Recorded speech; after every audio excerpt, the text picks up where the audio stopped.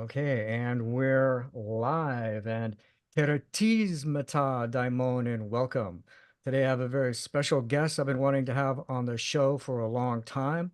Brent Spirit, who's a spiritual teacher and host of the Spiritual Awakening Show and podcast, founder of KundaliniAwareness.org, where he helps articulate and highlight the Kundalini experience. So, welcome, Brent. I'm so happy to have you here. I hope I did you justice with the intro. Absolutely. Yeah. Yeah. Thank you so much for the intro and for the opportunity, Paul. I'm really excited for where our conversation goes. Absolutely. So, uh, so I guess I'll give a little background on why we're having this conversation right now. I have a background in the occult and magic and spiritualism and various studies like that in music, as listeners of my podcast will be familiar with. And a few years ago, through uh, a dedicated pursuit of a meditation practice, I had an experience which didn't make sense from any of the previous models I'd followed. So that kind of set me on a new search, sort of a change in direction. And eventually that led me to um, an ancient Taoist manual called Secret of the Golden Flower, which basically talks about what we can call now a Kundalini um, type of experience. And as I set out searching for more information on this, I came across your podcast, which was very interesting to me. I'm always I've always been a little bit skeptical of Kundalini type things, and from watching your show and other experience, other things I watch, I began to more and more see these earmarks, telltale signs of common experience within this, where I started to see, gee, there's like something um, going on here. So I'll hand it over to you. How did you get started with all of this? Well, thank you. Yeah, I'm happy we can relate, and I'm happy that my work jumped out at you as, some earmarks. Ultimately, this is what I concluded as well. This is a universal process of Kundalini awakening, of spiritual transformation. It goes by many different names, but there are these universal themes that we see across the board. And then, of course, when we get down to the individual, there's very specific details that are, of course, unique to everybody. And that makes it interesting, but it also makes it very difficult to talk about. It's something rather unusual, of course, but even in if we look at certain illnesses, generally speaking, people have very, very similar experiences with illness, with business, with relationships, very similar themes. But with Kundalini, it's, very unique minutia can manifest that can cause some confusion. So my work aims to paint a broad strokes over everything so that we can sort of cast a wide net and draw everybody in. But how did I get to beginning to do that work? Well, at 15, I began the spiritual path. I was very depressed, very anxious, just looking for some answers. I had abandoned the religion that I was raised in, which is Catholicism. Found, that's not really helpful for me. Um, I leaned more towards a nihilistic view of the world, very cynical. But then I heard, there's this thing called meditation. And meditation can, bring some relief to anxiety and depression. So I thought, let me try this. No spiritual inclination, no religious inclination, just wanting to find some relief, looking at it solely from you could say a psychological perspective, just trying to calm my mind down. Anyway, I sat down to do this thing called meditation and I turned inwards and automatically I was forced to throw my head back and my spine was bending and my head was going forward. My chin was going towards my chest. And it was completely involuntary. And I thought, I don't know what's happening. It's like something is controlling my body. And I tried to stop it. I couldn't stop it until I had opened my eyes and then come out of of this meditation. I thought that was really freaky, but I'm just not going to do that anymore. And so I left the seated meditation alone. I didn't really take note of this experience too much, just just a blip. But then I began to practice mindfulness throughout my day. I found the benefits of mindfulness, being present, to be soothing for my anxiety and my depression. Still not very inclined towards anything non-physical, anything mystical, anything immaterial like the spiritual domain. But from there, I found that, I was making like some significant leaps and bounds in my overall mental health, my overall well-being. And I thought, I can just keep going all the way with this. Then I began to see that mindfulness that was being talked about, in the West it actually has its roots in the East, in Buddhism, in yoga. And I thought, whoa, that's really interesting. I had no idea. I thought those were just, religious people. I thought Buddhists worshiped the Buddha. I thought Hindus worshiped, the different deities, and that was just no different than Catholicism, worshiping Christ and Mother Mary and whatnot. So I thought, okay, there's a different way of exploring religion. And religion seems to be tied in with this thing that I've benefited from called meditation. And then I found, of course, spirituality. And I began to just practice really, really intensely. And over the next, so that was when I was 15. I'm 31 now. Over the next 16 years, it's just been dedicated my life to this practice. I experienced a profound energetic explosion, you could say, of this Kundalini Shakti awakening at a certain point when I was 23. And that triggered a very difficult, intense dark night of the soul experience. A lot of emotional stuff came up, a lot of purging, a lot of mystical phenomena, very challenging experience. But over time, those experiences began to wane, and there came about this sense of peace, this sense of oneness with the world, with others, a sense of unity with God, which I must add is at times intermittent. It ebbs and it flows. I'm not in a total unending state of bliss or peace or even unity with God, you could say.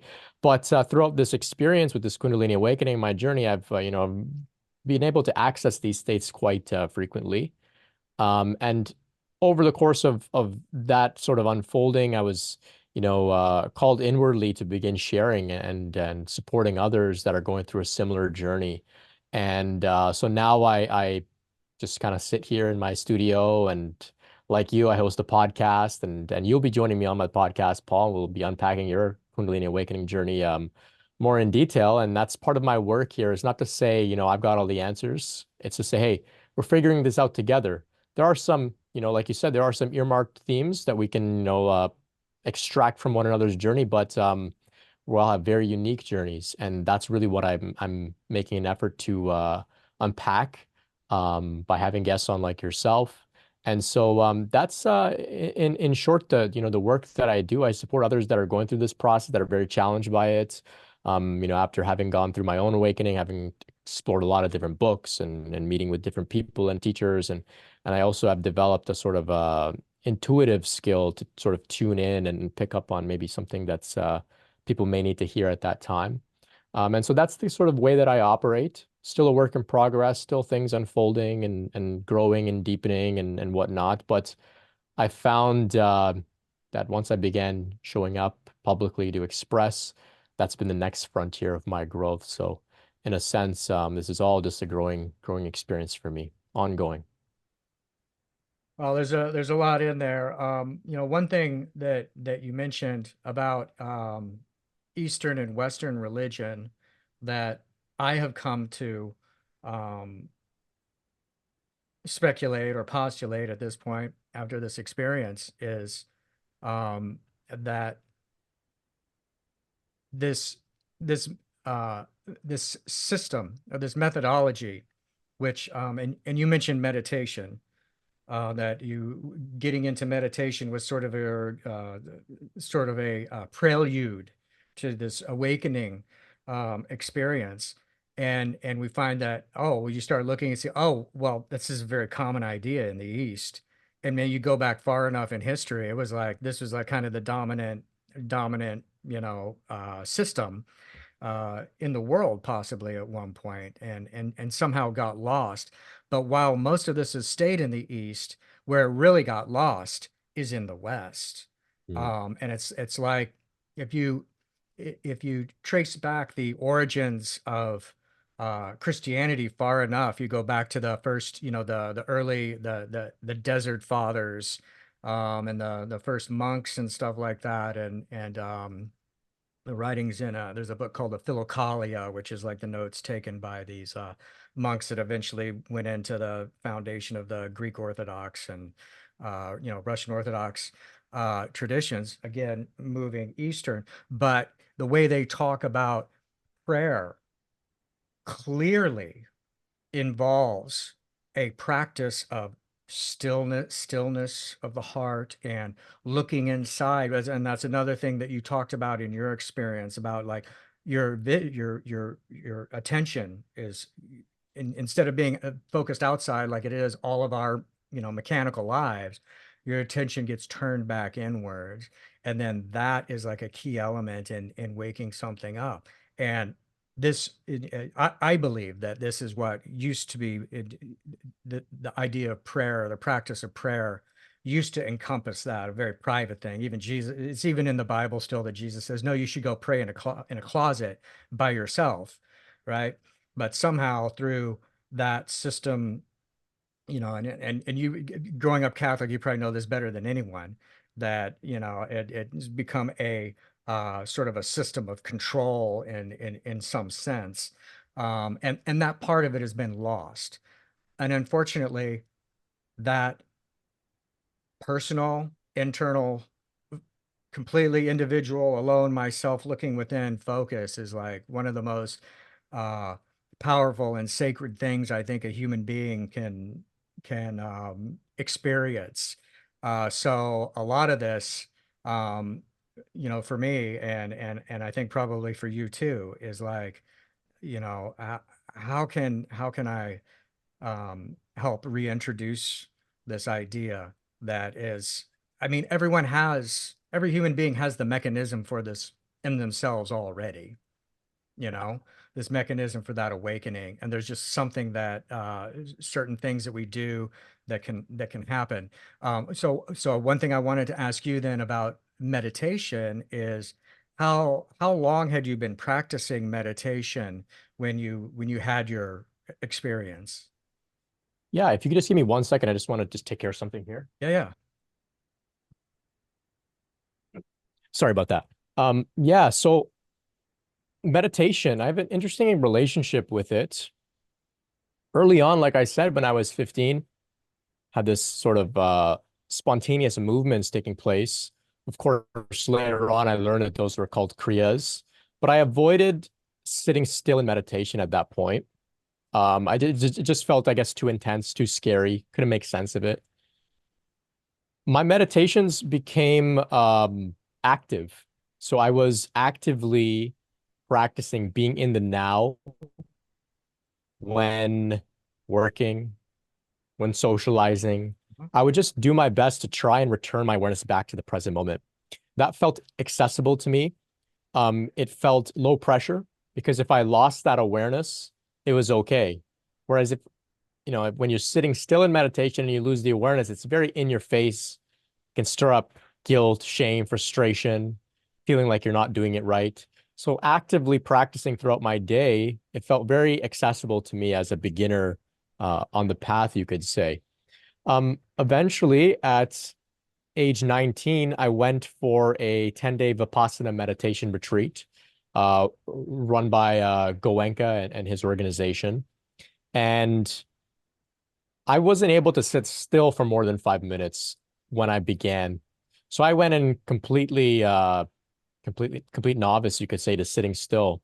And that retreat was just torturous. The pain, the monkey mind, the physical pain that arose was really difficult. But by day 4, 5, 6, one of those days, I was sitting at length. I think I had committed to a 2.5 hour sit, and I had entered into a really deep, spacious state.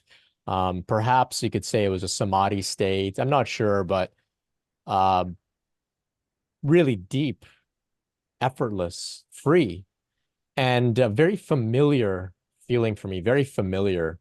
So that began my seated practice. Um, so I would sit as often as I could from 19 to 23. Uh, Goenka, he instructs during the retreat, you're asked to follow the instructions, but then he says, once the retreat is over, you're your own master, explore as you will. And I really took that to heart. And I was so fresh to the path. I thought I can't just commit to one practice of Vipassana. I've got to explore many things. So I explored movement meditations once again more deeply. I explored bhakti, some chanting, things like that. Um, and my meditations eventually began to be me laying down um, in my bed, feeling this warmth in my heart. And my meditation went from being this sort of, you could say, disciplined, militant type thing of sitting still, working with the sensations, to laying down, relaxed, and basking in this really warm feeling that I had in my heart. Um, and putting my hands on my heart. And I learned to practice from Matt Kahn, which was to say, I love you to every aspect of your being from head to toe, mind, body, spirit, any sensation, any experience, any thought, just saying, oh, I see you. I love you. I'm not trying to push any of this away. So that was my practice, just hands on my heart, loving myself. You could say it went from, being quite rigid to being quite fluid. And I appreciated that type of style. Also, I'm generally speaking somewhat of a lazy person, very laissez-faire, just kind of laid back. So this suited me. Um, you mentioned prayer, so I didn't actually practice prayer. I had moved so far away from the church, Catholicism, and the way that you described, the sort of if you don't say your prayers, bad things will happen, and if you say your prayers, you can get what you want for your birthday and whatnot, right? So I saw that was just some sort of lie, and I moved away from that. But over time, I had begun to explore, you know, the universality of awakening and the universality of this path, and I saw that in Christianity it was there. The Christian contemplative mystics and monks and nuns were no different than, I would say, a yogi who's chanting the names of Shiva. The Christian monks and nuns were doing the same thing to Christ. And I think I read, I believe it was somewhere in Bernadette Roberts. She has a book called The Experience of No Self. I think she describes, she's a Christian contemplative nun who had this experience of no self, which is, the Buddhist terminology, anatta, no self. And so I thought, okay, so there's a Christian contemplative nun describing things that are being described in Buddhism. And she was praying, and that's how she got there. And I think she describes that she would pray, and eventually the prayer turns to silence. And the prayer brings her into a place of silence. And I thought, oh, okay, they're all going to the same place, all going to the same place. So prayer hasn't been a tool that I've used to go to that place of silence, like chanting the rosary or whatnot, or repetitive prayer. Though I see it as a valid path, it just hasn't been my avenue. Um, but it opened me up to have much more understanding and respect and reverence for all traditions around the world, uh, at their mystical core. On the surface level, we can see, people are still trying to figure it out, but there are mystics within every tradition that have gone really, really deep. And once again, I think, when you mentioned in the beginning, those earmarks, those universal themes, it's just another universal theme that I discovered. That there's so many ways to get to this one place inwards where there's stillness, where there's that energy flow of Shakti, however you would like to call it. Yeah, it's almost like there's common pieces of a puzzle that has to be put together, and the Western mind with something like this wants it to be in the right order, and you go to church or whatever, everything's in the right order, or in all initiatory systems, have like that have degrees and stuff like that. Everything happens in an order, and the information is revealed in an order. But with this kind of practice, it's more like everyone has to really put the pieces together for themselves. Yeah. and the sequence is like, kind of different for everyone. Um, one thing that you mentioned that I really resonated with your process is I also when I so I was about 30 years old. I'm 56 now. When I was about 30 years old when I was told, where I started practicing meditation, and I was told by a wise teacher, you really need to do this every day to get the most out of it. And and I did not. And so I was what I would call a half-assed meditator. But I also worked a lot with, a similar sort of thing. I was very influenced by the Mm. Gurdjieff and Ouspensky stuff and the practice of self-remembering, which um, I kind of equate that with what you said about like in life, we try to make these efforts while moving through life, in the chaos of life, to try and find a moment to stop and return and remember myself and collect myself and do this kind of practice. And I did this for many years. Um, but it was around in 2020 or so, much after that, I sort of like realized that I needed to make this, I needed to do something else. It's like I didn't feel I was really making any progress. And so I got to a point where and I found some people who were working with meditation and stuff, and regular meditation, weekly sessions and things like this. And this kind of got me back into where I was finally doing it on a daily basis, doing it regularly. I got past, like you said, the painful part of it, and I got to the part where it's like I'm comfortable and I get there fast, and I get deep faster. And I was working a lot with sensation, like through my process of meditation is finding sensation in the body, and I would be finding sensation in the hand and the limbs and stuff like that. And it was after I started to direct that sensation internally downwards to the solar plexus and down into the abdomen and stuff like that, that eventually then something something happened. There was an explosion of some kind, a sort of spiritual, sort of like sort of a sense of ecstasy, kind of like just like waving up over me. And I'm like, whoa, what is that? I just got this feeling like, oh God, I just want to stay here forever. This beats anything. This beats sex. This beats drugs. It beats everything. What is this? And and then it stayed with me after that. After I finally stopped, that whole day, I could close my eyes and get back to that sensation, that feeling of what it was like, not just the thought, not Mm. just the image of it happening. So and so this is one of the things that I saw in that I later would find in Secret of the Golden Flower, where they talk about the 100 days, which, as I understand that now, what that means is that meditation just practice to the point where you're not thinking about how long you've been doing this. If I've been doing this for a week, can I do it a month? I don't even know. It's just part of my thing. It's just part of my, it's like brushing my teeth. I don't even think about how many times I've done it anymore. And at some point that like, um, I don't know, part of the mechanism for it. And it's because this is so common. Then you go back and you look in the Eastern stuff and the Kundalini literature, and especially in from the Hindu traditions and stuff.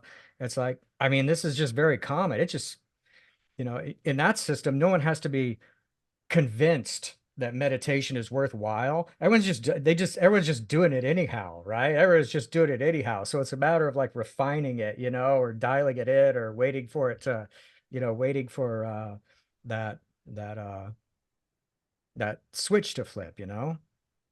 Yeah, yeah. We have a very similar experience then. So, I was meditating innocently, no idea about Kundalini, no idea. I wasn't chasing any explosion. I wasn't chasing bliss.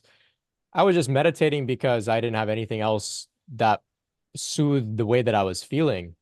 And so some people, maybe they're new to the path, and they may ask me, so, Brent, how much should I meditate? How much did you meditate before you had a Kundalini awakening? I want to have a Kundalini awakening too. And I may say, well, I meditated, 2, 3 hours for a couple of days, a couple of years straight. And they're daunted by that. They're like, oh, I don't know if I have time for that. I don't have the motivation for that. And I say, look, I didn't have the motivation either. It was just what I was doing. It was like almost like, it was like a hobby. It was like it just I didn't want to do anything else. If anything, I felt guilty for not doing anything else. Yeah. I felt guilty for not, accomplishing things in the world. I was just having so much going on in my system, and I just wanted to be with that. And then, like you, it was a very similar thing. I was doing this practice, like I mentioned, saying, I love you. I love you. I was actually on a psychedelic trip. It was on magic mushrooms when this huge energetic explosion took place. And just like you, I thought, wow, this is incredible. Don't know what this is. But that was pretty far out. And after that, then a lot of difficult things began to emerge. I'm curious, did you have a sort of purification or purging period that followed your experience? Um, so after my experience, I continued, I definitely continued my daily sitting practice, or maybe a couple of times a day. And it's interesting. One of the things that I have thought about is, you know, what if I had been trying, because I wasn't like you, I was not trying to have a Kundalini awakening experience. I kind of assumed that I had already, was already just reaching higher states of consciousness. And then it's just a matter of gaining more experience and going through life and becoming wise and all of that. And I didn't have this sense of that there was something different. Yeah. And I mean, I'd heard the term before and heard people talk about it before. And I just kind of assumed that it was just a metaphor for something, and that it was something that I already had a, a grasp on. And so it's weird to me now to think back to if I had like really like, oh no, if I had for some reason thought that Kundalini, no, that's the goal, how that would have affected me, because it was really sort of I don't want to say disinterested. Obviously I wanted to achieve, I wanted something, right? Mhm. I think that you do have to have some kind of wish Yeah. for more than ordinary life to be able to find that motivation to do something like this every day, because it's actually really hard. In one sense it's the easiest, you would think it's the easiest thing to do, sit still for a few minutes, but you find out this is the one thing no one is prepared to commit the time to initially, and I wasn't either. And I think it's only with a real wish for there has to be a deep kind of like wish for being that comes, from the heart, to be able to find the motivation to do that. It can't just be, oh, I'm dating a girl who's into it and I want her to, so I'm gonna like do it, or something like that. It has to be like something like really, really deep. And I don't know. So after I had had the experience, I just continued with it. I remember the day that it happened early in the morning. My morning is like typically when I do it. I try to do it first thing when I wake up. And I had to go to work, and I was working on the road, like for my job. I was staying at a hotel.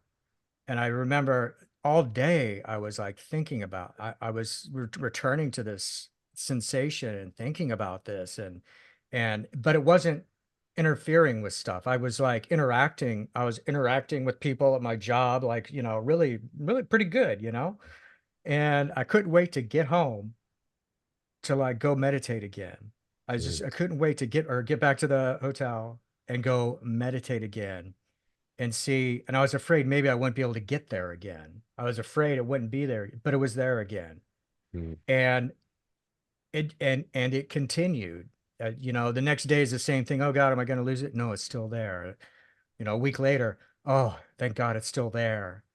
And this just kind of went on until until it just like kind of became normal. But there's that old saying, um, before enlightenment, uh, chop wood and carry water. After enlightenment, chop wood and carry water. So that's the thing. It's like even though you have this experience, it's unlike anything else.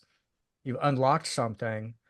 It's not like, you're done with life or anything like that. It's just like you have this new opportunity to see life more clearly.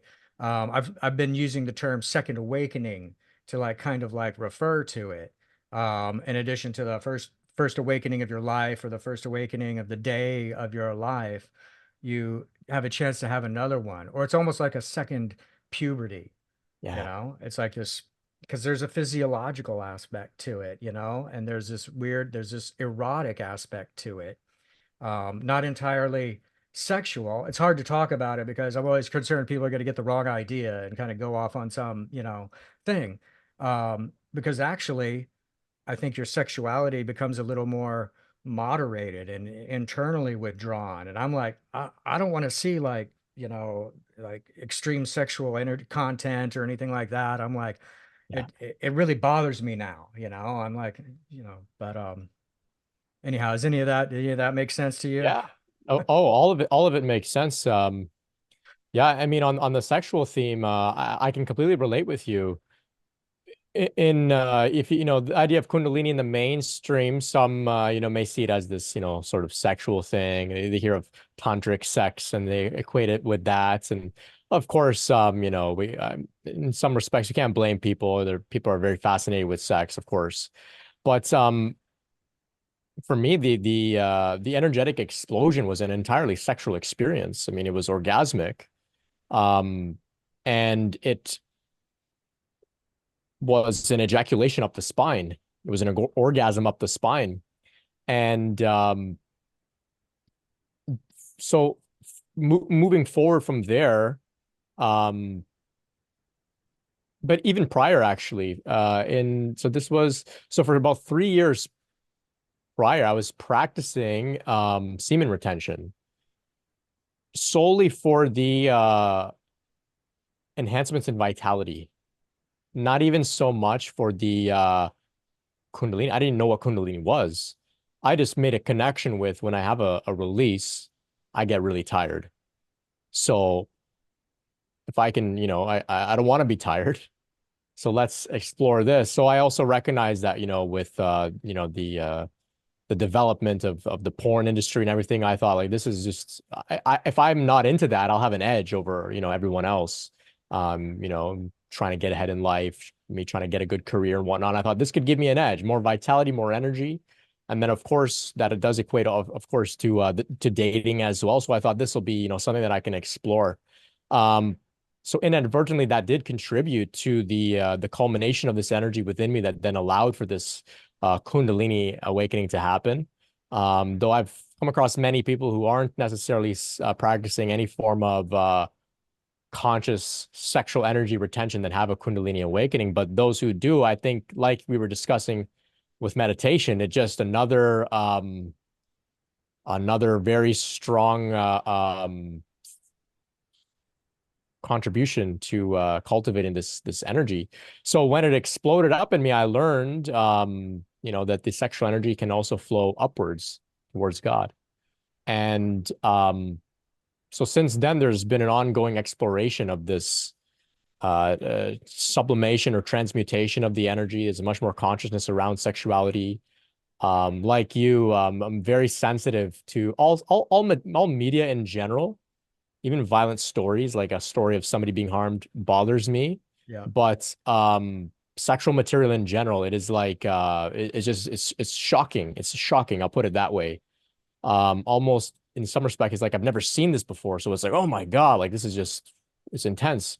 Um, I just interviewed on my channel a man named San Ching, who's a Taoist priest, and he describes that he had his Kundalini awakening.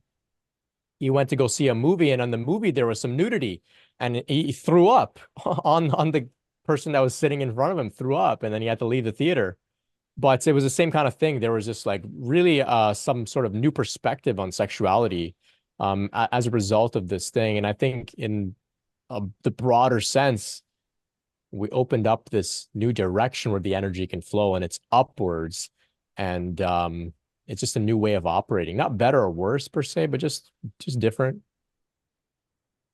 Absolutely, I relate to that completely. So had my like, I want to say 6 months to a year, maybe prior to my awakening experience or activation experience, um, this realization about pornography and harsh, sexual content like that in general, that there was just something horribly wrong and sad about it. And I'm totally, everyone has the right to do whatever they, want to do, and that they don't harm anyone. But I know from having lived in the world for a while that pretty much everyone who does things like that, they end up regretting it later, or it becomes like a source of remorse. And that's what I felt when I saw that stuff. I just felt this deep remorse about it, and just like kind of like shut off that whole aspect of things. And also, like you said, this realization, it's followed by a a sense of loss, a sense of having been drained. Some vitality has been removed from me somehow. And then when I had my experience, then I just kind of like I wasn't thinking about connecting these things at all. And after I had my experience, I kind of, because that was definitely a, like he says, it was orgasmic, and it was a flowing upwards um kind of experience. I mean, it may have been the spine. I still like go, I have trouble telling, exactly what's going on in there, but sure. I mean, it works for me. It could be the spine.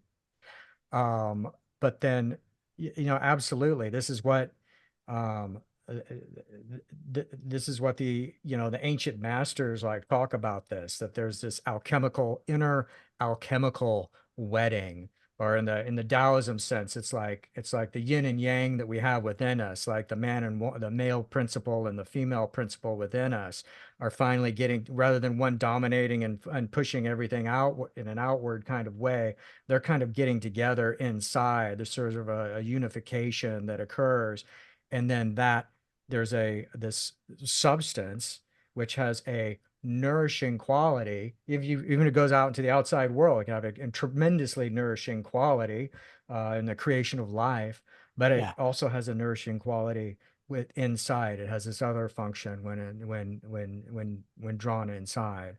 So Yeah. Yeah. yeah. It's really fascinating that with the advent of technology, the access to something like pornography is so widespread. And we've come to a point now where I guess it's been, 20 years maybe, that it's really ingrained in the culture. So we're seeing many people suffering from porn addiction, and all of the different challenges that come with that, um, impotence and all this type of thing. But what's interesting is that it coincides with the awakening of the planet as well, this collective awakening, this collective shift that we're having too. So it's almost like it's manifested to provide context for the awakening. It seems that this is just another polarity where there's the idea of exploring celibacy, not even necessarily from a religious place that says, if if you masturbate, you'll go to hell, but it's more so an a genuine exploration for one's own well-being. What would happen if I relate with my sexuality in a new way, rather than, avoiding those things out of fear of being damned to hell or whatever. And I guess I can add a little point here for those that maybe are listening in, and maybe there's some shame arising, or there's some feeling daunted, like, oh my gosh, if I want to succeed on my spiritual path, I've got to be perfect with the use of my sexual energy. I don't think anybody has to be perfect. I'm not perfect. I think there's a lot of grace, a lot of wiggle room. There's a lot of room to explore. We don't have to have it all all of our ducks lined up in order for this to work out. I think the body, the system, the spirit is quite resilient, quite resourceful, quite adaptable, and we don't need to have, 10 years of celibacy locked in before we can have major shifts in consciousness. Some who aren't celibate at all, some who have an addiction to this kind of stuff, they're having an awakening too. It's just there's something that's going on the planet at this point. No, definitely. I think it's a matter of scale, and it's a matter of focus, and it's a matter Mm, of direction. Um, and and the other thing that we've been talking about here is the aspect of voluntarism. Volunteerism is like everything that one does with their life really should be first and foremost voluntary, not because they feel obligated to do that. It's like there has to be that some sort of deep sense of search or question, I think, to really um, get one going in the right direction. And it's a similar thing with diet. Okay. mm, And food diet is one of those other key things that people will talk about with a activation experience as something changed. And it definitely did for me. I was overeating, and I was drinking too much and everything. And soon after I had my experience, I'm like, it just all changed. Like I've tried for yeah. years to change these things, my diet, my drinking habits, and maybe the change will take for a week or two or a month, and then I'm going back and everything. And it's like after that activation, it's like it just it wasn't even an F. It just all changed. Um, So I'm curious. Sorry to cut you off. I'm curious. Did it change in that you felt motivated to consume things that were good for you because you wanted to continue exploring spiritually, or did it just change almost organically, naturally? You kind of lost appetite for things and like yeah, the latter, the latter. definitely the latter. Yeah. Um, I didn't have any sort of spiritual idea, first of all, of like what's better to eat. Mm, Um, okay, so another factor I think I probably have to mention here is that I'd had ulcerative colitis, right? I yeah. got diagnosed with ulcerative colitis like in 2014, and so I was on all this medication for it. Um, and so through that, I'd changed my diet at different times to try and like, get things better that way. I'd gone towards veganism and then paleo and different things. But I didn't have any sort of spiritual or moral sense of like what is the best stuff to eat. It was entirely my appetite Mm, like change. It's like certain things I'm like, I just, I don't even want it anymore. And this is something else that that the ancients talk about like you know the the more rich foods you eat, let's just say rich foods, the more rich foods you eat, the more appetite you have for rich foods. Now so that's certainly true. We can see that really easily like with alcohol. The more you drink, hey, the more you want to drink. It's like a snowball effect. And so what they say to introduce is like you just try to do like a little bit less every time, and then mm, gradually it becomes less and less and less. Um, and so anyhow, after I had this experience, then it's like instead of the snowball rolling that way, it just started going the other way. It's like I don't have an appetite. I don't want any sweets now. I don't want those French fries. I don't want that, and I don't want that bread. I continued to drink here and there for like about a year after that, when I would be in like social situations, or family reunions, or those situations you get into life where it's like, well, if I say I'm not drinking, everyone's gonna be like, oh, what's wrong, and make a big deal out of it. But then I got to about a year after it, and I was like, it's not even worth it for that. So I'm just not drinking anymore, and that's all there is to it. But during that time when I was drinking, it's like I'd lost my taste for it. mhm. I didn't crave it. I didn't crave it anymore. I didn't have those cravings anymore. So definitely it was a change in appetite. Did you, so what's your experience on eating, on diet? So earlier on, it wasn't an appetite thing. It was a militant thing. I became aware of the spiritual benefits of diet and combined with trying to also maintain a bodybuilding routine, I thought, okay, I can eat a sattvic diet, a vegan sort of diet, but I have to make sure that I'm eating enough, hitting my macros and I'm getting enough protein in. So I became almost to the point of, I might even say developing some sort of eating disorder because I would stay up until 1 a.m. just making sure that I get my meals in. I was weighing my food. And this was also combined with, it was in 2012, I was about 19 years old. It was combined with the fear of this impending apocalypse on December 21st, 2012, if you recall the hype around all of that. I genuinely just thought like something is going to happen. And if I don't dedicate my life to spirituality, I'll be left behind. So I was trying to eat the foods that I was, told to do in the texts, the sacred texts and whatnot, right? Hmm. And I had this, I guess there was some fruit from this because I did have a major sort of energetic opening. I describe it as a non-dual awakening. This was prior to the explosion of Kundalini up my spine, but I had this major non-dual awakening. And at that point, I became so dissociated from my body and from the world. I just said, what the hell's the point of all this diet stuff? I just started eating anything, following my intuition to the right foods and whatnot, and that sort of way, completely free from any protocol, you could say. Became a lot more relaxed with it.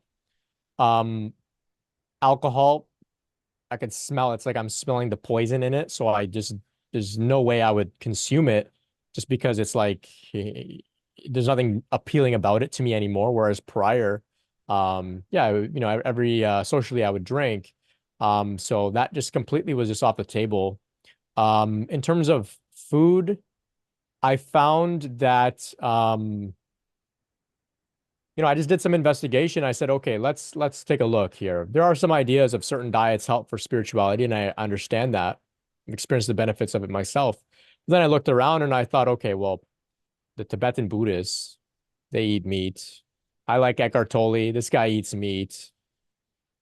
Okay, so it seems like, there's many ways of doing this, many ways of eating that can work with spiritual awakening.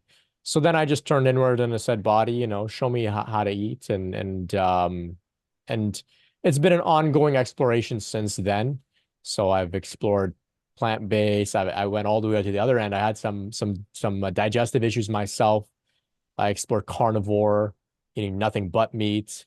And I found that each of these diets, it didn't completely shut down my spiritual awakening process, my Kundalini process. I was still able to meditate and have deep experiences. And, another thing that sort of validates that the divine, that Shakti, the goddess, which is how I relate with this force, she's very gentle. So even, for example, even there are times where that day I had a burger, later at night, maybe I'll have some sort of mystical experience. It just goes to show, like, the divine, at least in my case, is not that concerned with, whether I'm eating a particular way or not. Right. That's how it is for me at this point in my journey. And so when people approach me and ask about diet and whatnot, I just say, look, children have a very intuitive way of eating. They eat as much as they need. They don't know anything about calories or macros. They just kind of pick at food and eat and, they grow for the most part. Of course, there are exceptions. We were all the same way at one point too. We have that innate intuitive ability for us. Like you, your appetite changed. Some intelligence within you just knew what was appropriate for the next stage of your journey. And we follow that. I mean, we could even go one step further and look and see that, if we're eating comfort food when we're depressed, there's an innate intelligence within us that knows the comfort food is going to soothe us. It's going to actually help us to some degree in the short term. Something in us knows that, and that's why we turn to it. It's the same way. That same intelligence will know, okay, now we're not seeking comfort from depression. Now we're seeking spiritual development. So we need to eat a certain way in a certain amount and to cut certain things out. And it just happens almost organically, spontaneously. nothing wrong with educating yourself and seeking a nutritionist or dietitian or healer or whatever it is. But ultimately, the system knows what it wants. It really does. Yeah, so my post-activation diet, I moved almost immediately into what was, and I didn't even realize this, it was a ketogenic diet. Mm, And I found this out sometime afterwards. I was explaining to someone, what I eat, and they're like, "Oh, that sounds like keto." And I'm like, "Oh, that's interesting." So I'll go look that up.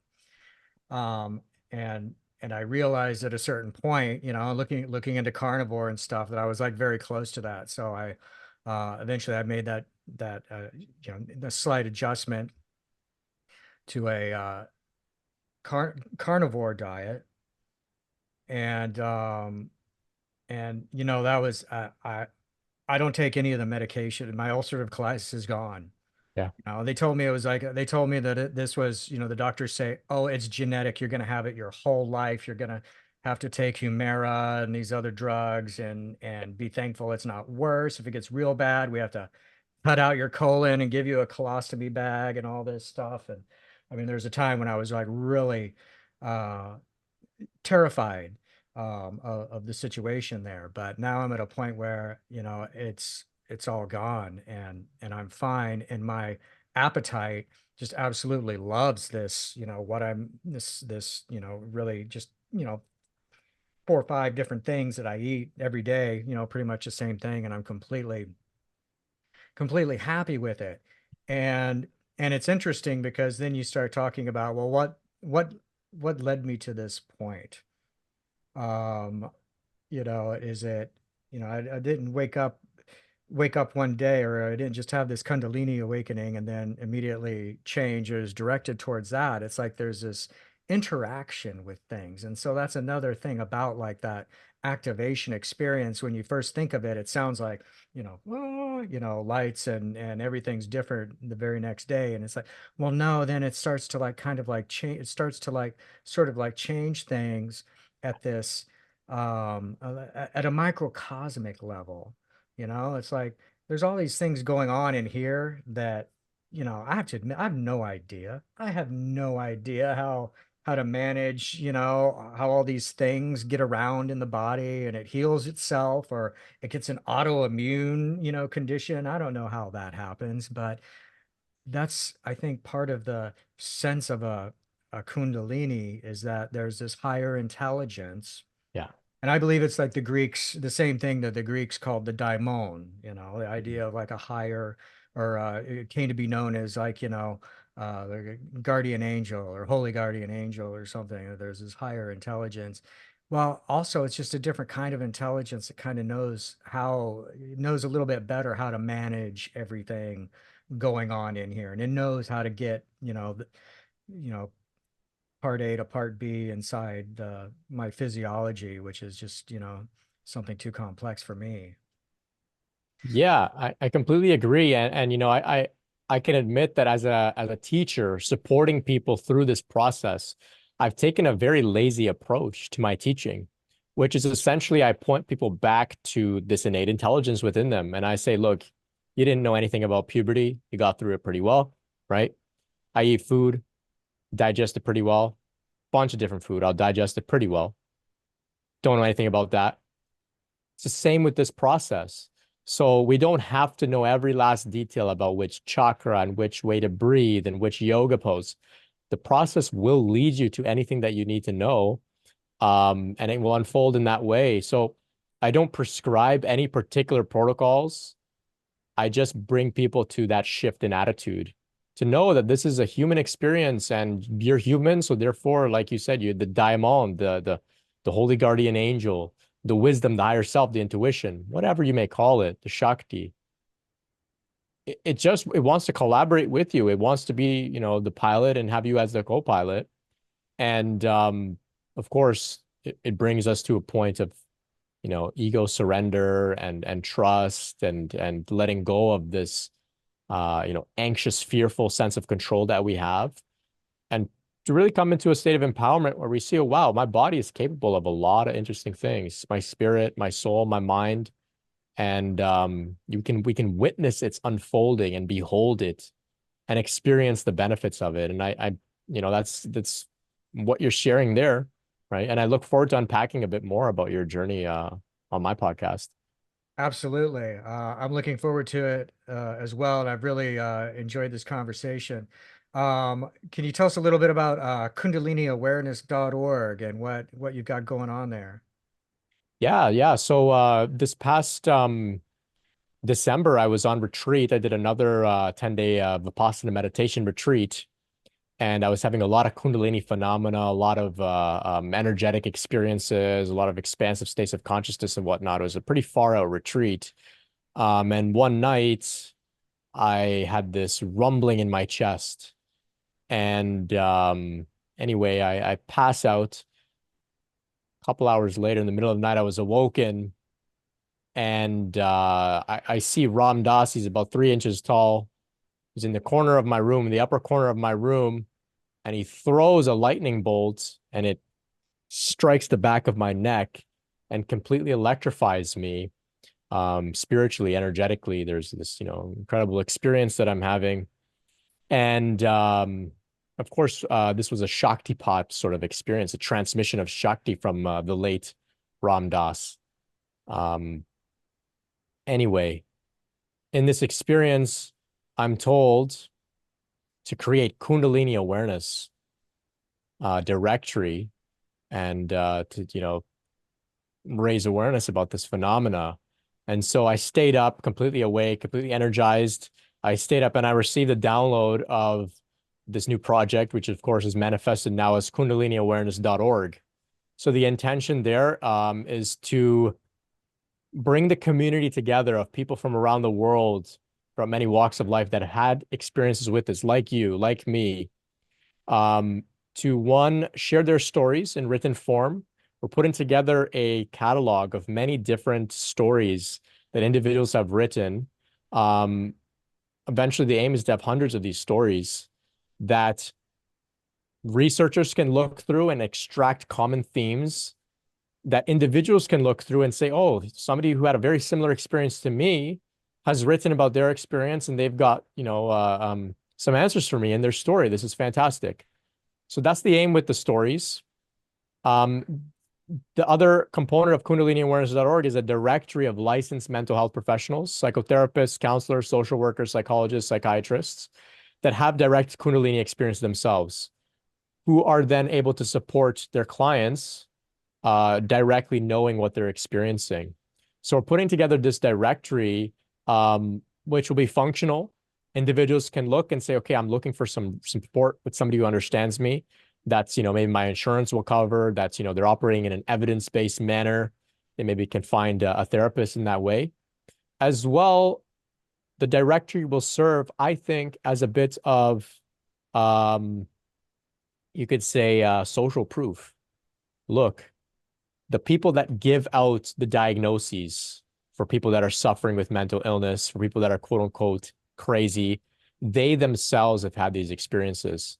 So there's something more than mental illness going on here when we're talking about spiritual emergency or Kundalini awakening. We need to look at it more seriously. And so the aim here is to make a shift in the culture in that way.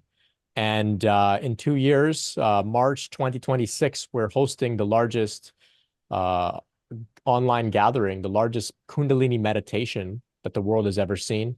So the aim is to spread the word, and together we'll join on Zoom, and we'll meditate together, and see what happens together. I don't know. I was just given all of this in a download, and it's it's very exciting. I consider myself more of an employee working on the project rather than the leader, you could say. I'm more just taking orders from the guidance that I receive.